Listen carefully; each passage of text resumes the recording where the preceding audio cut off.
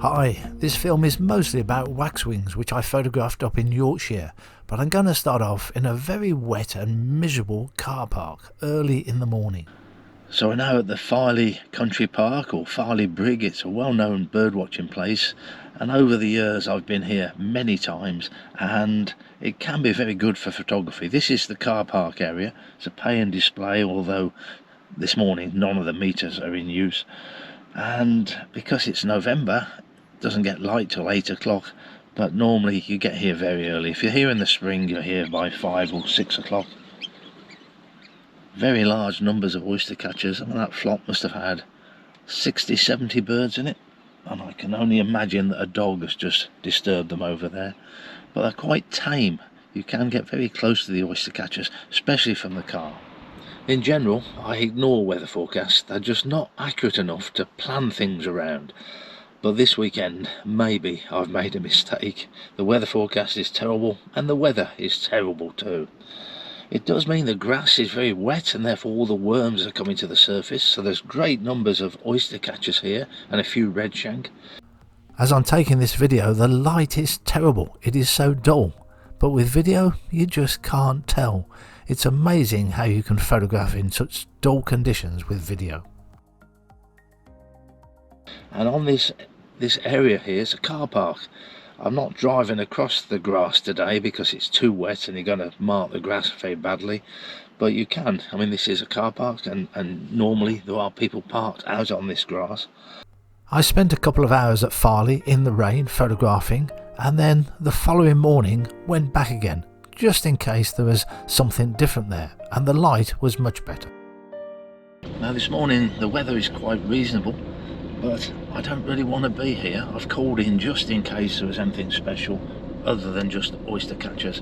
But I was filming the oyster catchers yesterday morning when the weather was terrible, some of the worst weather you could have, and then later on in the day I found some waxwings.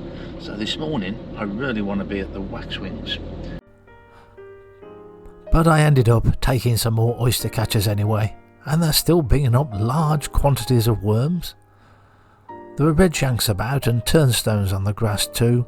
The turnstones are too small, they get lost in the grass, and the redshank were just not approachable. You can see this bird has found a very rich patch.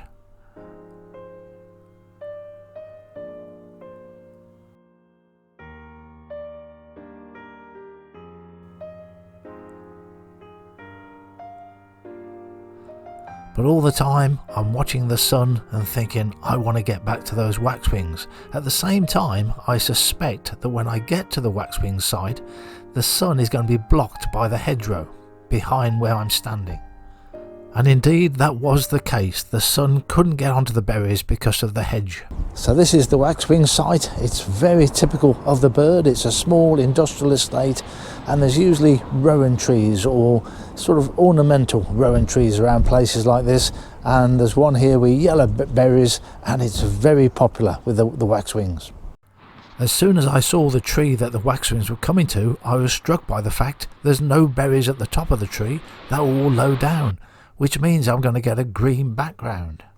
I won't be looking up at the birds. Now, waxwings are very popular birds. It's unlikely you'll be by yourself when you're photographing them. Lots of photographers and lots of bird watchers. And lots of waxwings too. There's been some very large flocks reported this year, up to 1,000 birds in one group. That would be wonderful to see. This is very typical behaviour for waxwings. They sit in the top of a tree somewhere and then swoop down to the berries. They don't stay very long and they're off. They land, grab a few berries and off. Time and time again. Very difficult to get pictures of them. They're just not there long enough, unlike fieldfares and redwings and blackbirds, which will stay in one spot for a minute or two. So a little bit of slow motion here. This is 5 times slow approximately. And this is the only worthwhile video clip I got. They will take several berries when they come down, and they tend to come down as a group as well. There'll be a lot of birds together, and then they all depart together very quickly after they've landed. But I'm very happy with the settings because I've got green behind the birds rather than sky. When the birds are on the top of the trees, you've got to start overexposing because the camera is going to underexpose the picture otherwise. And I just don't like white skies. I prefer a colourful background. I like to see colour rather than that grey sky. So with the birds being low down, I get a green hedge behind them and I don't have to worry about the exposure. It's just a straightforward picture. Now the ideal shot, you do have a berry in the bill when you take the picture, and you really want the birds sideways on rather than facing towards you. And despite being there for several hours on the first day, there weren't that many opportunities where they landed in the right place sideways on and then stayed long enough to grab a berry and show it off to the camera. The weather wasn't good, there wasn't much light, so I was shooting at 3200 ISO the whole time, and that would typically give me a shutter speed of about 1,000th of a second, which was fast enough to capture the bird taking berries. But with waxwings there is always a good opportunity for flight shots. They tend to hover as they come into the branches sometimes, but there wasn't enough light to do that, so I really didn't concentrate on it at all. I need another day when the light is much stronger. Working on an industrial estate does have its issues. Not everybody parks where you want them to park. Fortunately, this wasn't there for very long. The man was just emptying some bins and he was off again. Despite putting the hours in, I didn't get that many pictures of the waxwings. All of the shots you've seen up to now were taken with the OM-1 camera and the 150 to 400mm lens. But now I'm going to show you pictures taken on previous years of waxwings, and this will all be taken on Canon equipment. Very common to get them with brick buildings behind, and sometimes those brick buildings can make lovely colours. This is just an out of focus red brick building, and then with a bit of snow in the picture too,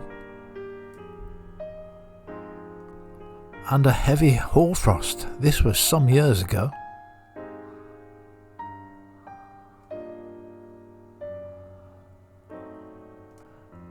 And a completely white snowy background.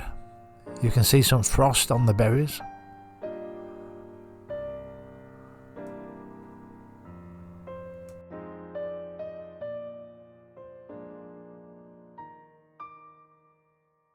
And a bit of courtship feeding here, one bird passing a berry to another. Now I have lots of sayings about bird photography, and one of them is, he who stays the longest gets the shot.